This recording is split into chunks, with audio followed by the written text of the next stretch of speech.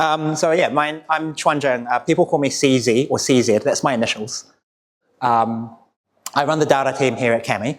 Basically, my plan is to pick up where Jordan left off. Just a couple of questions to get us going. Who was at Data EngBytes last year? This was in October. Just like not just a meetup, but like the conference, like the one that Peter and Emily and co. Okay, so a few people. So you'll be relieved to know this is not the same talk. For this one, I wanted to take things a bit more low level, so a bit sort of narrower in scope, so covering less, hopefully, but then going sort of deeper into technical details. So hopefully that's interesting. Also, just to get a sense of the crowd, if I say DAU, like in the context of like software, DAU, how many people does that mean something to? Okay, good.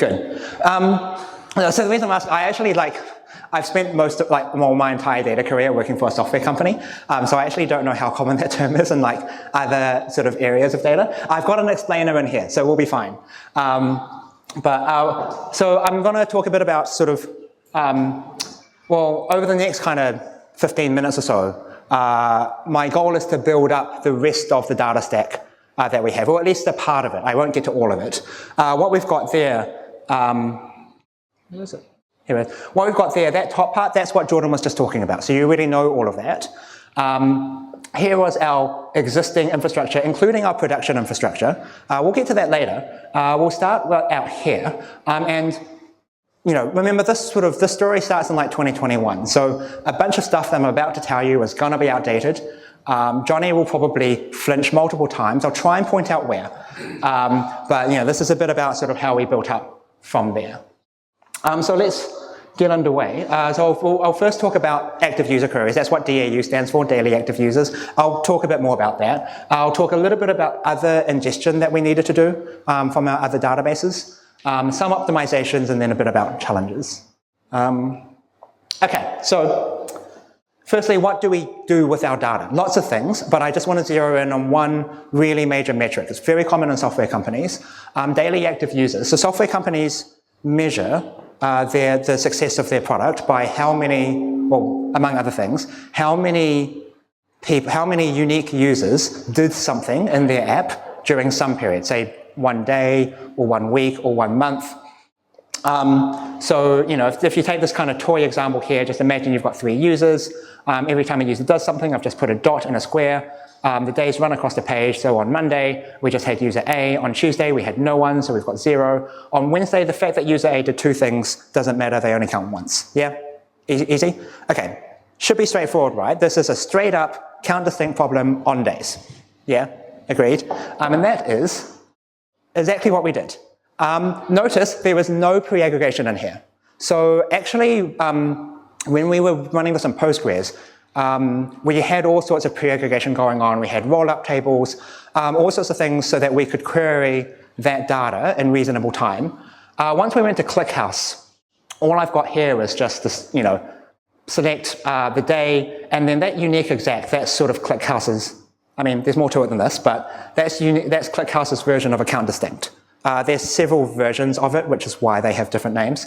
But to run that on 140 billion rows, which was how much data we had starting in 2019 and going until 2023, took about 3 to 4 minutes. Not enough for real-time stuff. It wasn't our objective, but for business intelligence purposes, you could put this on a scheduled run, just put it on Redash, it would run once a day, everything would be fine. And so the more, and in some sense that was sort of I'll talk a bit later about transformations, but the speed kind of meant that we didn't really think that hard about doing pre-aggregations because we just kind of rested on ClickHouse's speed for a while, because it was good enough to do what we needed to do even with those volumes. A more interesting case is monthly active users by week. So when I say monthly active user, I mean the same thing, number of unique users who log in over the period of a month. What becomes interesting is when you want to make this over a rolling period. So let me try and take you through this toy example. Each dot here is a day. If it's filled in, that means that they logged in that day, and if it's not filled in, they didn't. So if you take the 4 weeks, starting on the 20th of January, finishing on the 16th of February, that's the day before the 17th, You've got user A who logged in, 5 times, user B on 5 days, user B who logged in on 3 days. So for the 4 weeks starting on the 20th of January, we have 2 monthly active users. Roll that window over by 1. So for the 4 weeks starting on the 27th of January, in this toy example, well, we don't have B anymore, we don't have C anymore, we've just got user A, so that's 1. And then you just roll that window through. Yep, okay, yep, makes sense. Cool. So the standard way to do this is, for those of you who are familiar with other data warehouses, or indeed most databases, is using window functions. So named because they can roll windows. In 2021, window functions were an experimental feature in ClickHouse. They were just getting started with them, and I tried them later on, and we found they were prohibitively slow. So we had another idea.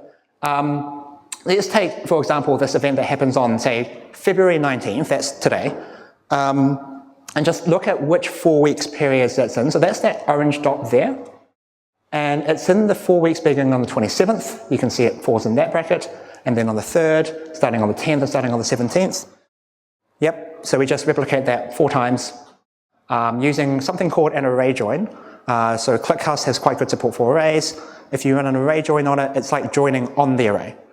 The syntax is probably just there for interest if you're a SQL geek, but this took about 6 to 7 minutes. So we're starting to push it a little bit here. We're starting to sort of test the upper bounds of our tolerance. And we'll come back to this later, what we did about this. Okay, so that's some basic active user queries. This is before we've got to anything like more insightful. But what I want to talk about next is this ingestion from other sources. So let's return to these. These are our production databases. We use 2. Postgres, which Jordan talked about, and I keep thinking I need to point at the screen, but I actually don't. I can just point anywhere. And CockroachDB, so I want to talk about how we got this into ClickHouse. But why did we need to do this? Having usage data is great, but to get the insights that we really wanted to understand about our business, you need to sort of join this to other things, right? So we might want to ask not just how many users, but how many teachers were active. That requires you to know whether the users were students or teachers, which requires you to get data from the users table. Or maybe we wanted to know which of them were from schools in California. That we can figure out if they sign up with their school email address, because if the email address is from, I don't know, San Francisco Unified School District, then you know they're from California. Or, within a sales region, that data might come from, our CRM, our customer relationship management system. So all of that is sort of a long way of saying that's where, we kind of needed to get data from elsewhere as well. Standard problem. All of you do this in your own companies. I want to talk about the Postgres one first. So this is a different problem to what Jordan was talking about with events, because we're not talking about the big events table anymore. We're talking about all the other tables that are way smaller. Yeah, like the ones that we just use to run our app. ClickHouse has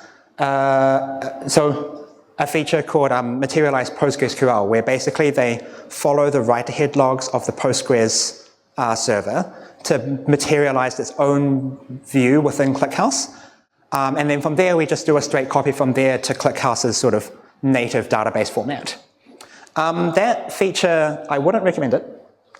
It was experimental when we used it. I checked today. It's still experimental today. I've heard they're going to deprecate it. If PeerDB was around, that would have been great. But we plan to move this to PeerDB at some point, sooner or later. But that was what was available at the time, and we used it, and to its credit, it has worked. With Cockroach, this came much later. We had, Xiao, who's probably sitting somewhere, fantastic engineer.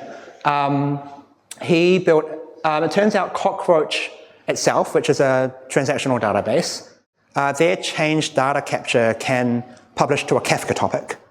And then ClickHouse now, also something that maybe wasn't around 5 years ago, has a Kafka integration that can read from that Kafka topic, and that's how we got into ClickHouse. So that's the ingestion part, which is how we sort of managed to get all this other data in.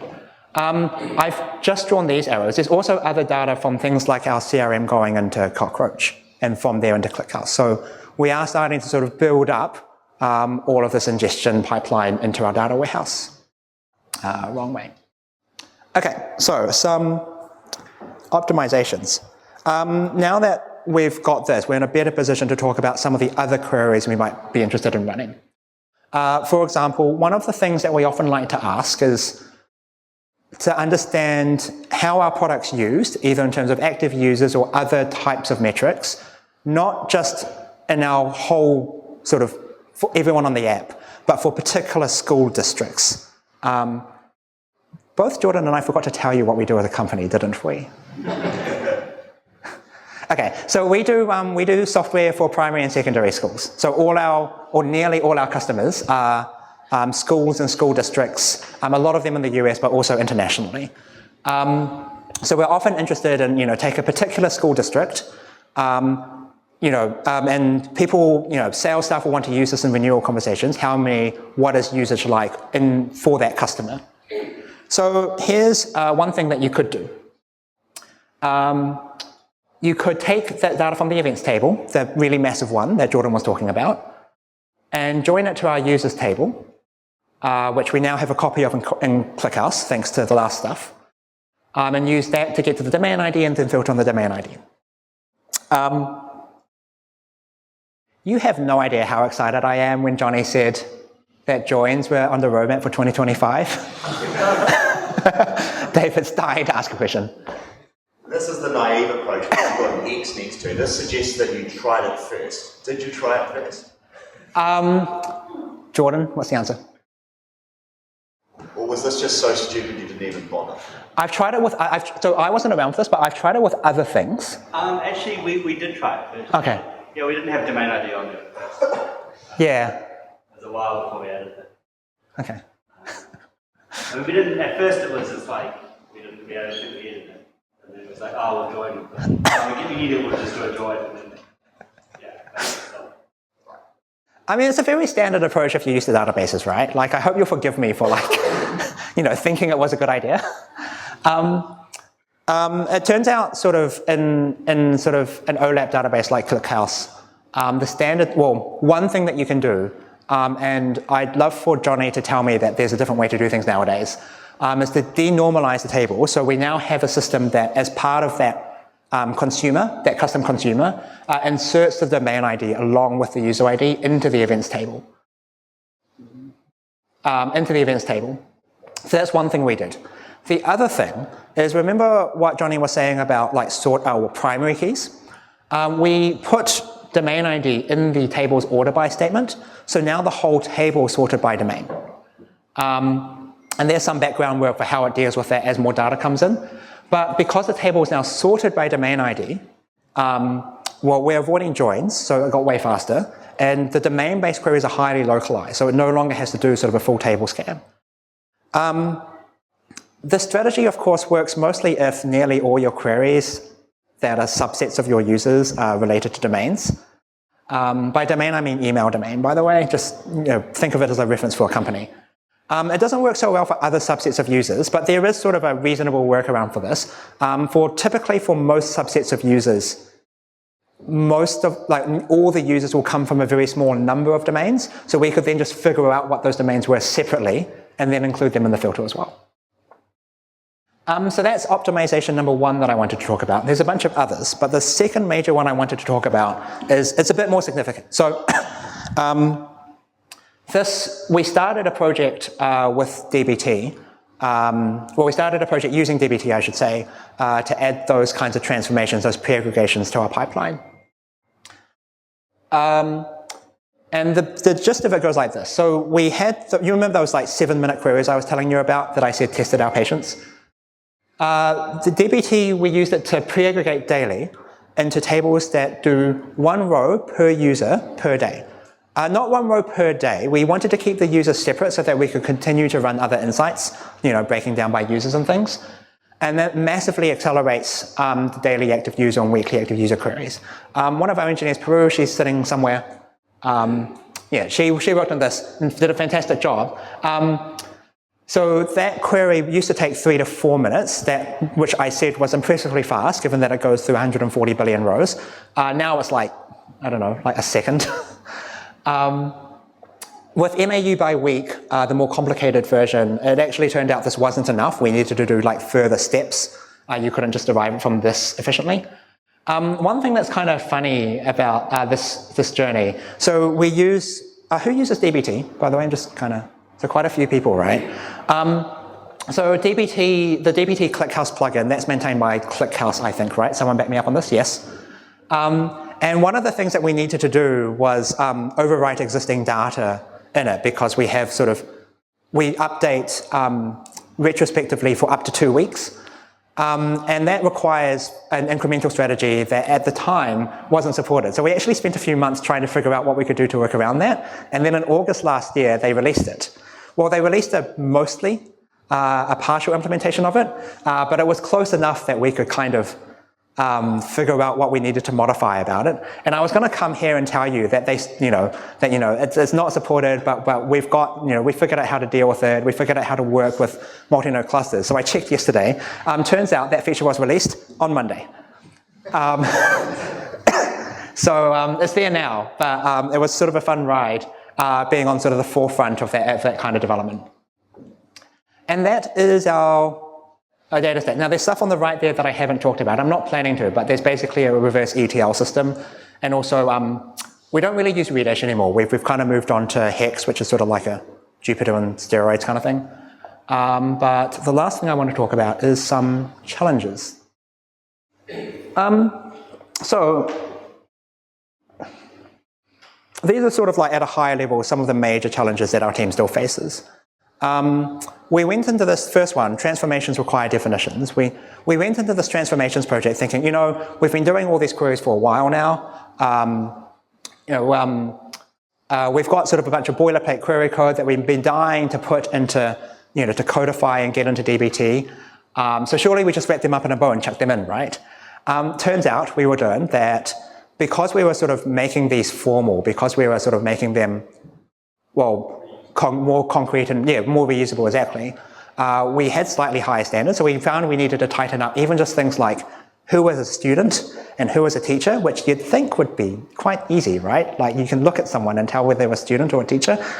Turns out students don't always tell the truth. So, we've known this for a while. We've got methods of dealing with it, but we needed to do a bit more investigation, and that's actually been almost more work than the actual engineering itself. The second one, incomplete data capture. So some of the things that we do, there's several examples of this, but one of them is we built our own pipe drive integration here. And we're using their webhooks, which don't support everything, and so we've had to do some sort of workarounds. And I have to admit, those of you who are at Data Inch Bytes might remember I talked a little bit about the build versus buy trade-off. Every time I encounter something like this, I feel a little bit stupider for having built it or for having chosen for our team to build it. So that's sort of something that we're thinking about, but it is sort of a challenge for us.